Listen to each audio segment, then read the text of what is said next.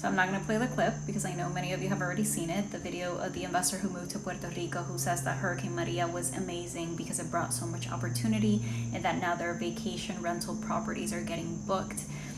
I'm working on a story right now that has made me think about how an event that was so devastating for some could turn Puerto Rico into such a gold mine for others. Because that investor is not the only one. I've been watching a lot of clips of investors saying that they moved to Puerto Rico after the hurricane because they knew what would happen. They knew that property values were going to drop, that they could buy a lot of real estate for cheap and ride that wave up.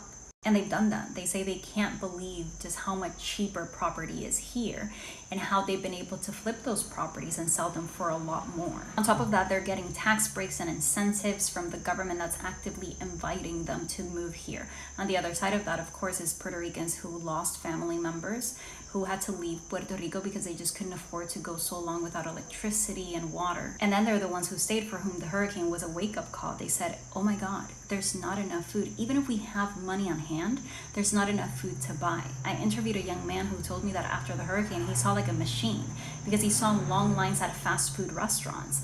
He was like, why are we looking for food there when food grows on the land around us? So people like him started growing food, but in some cases where they didn't own any land, they just occupied it. And this is where these two interests collide, because in some cases you have people who have bought these properties as an investment, but they're locals already in there using the properties for their survival. And the question becomes, who gets to keep them?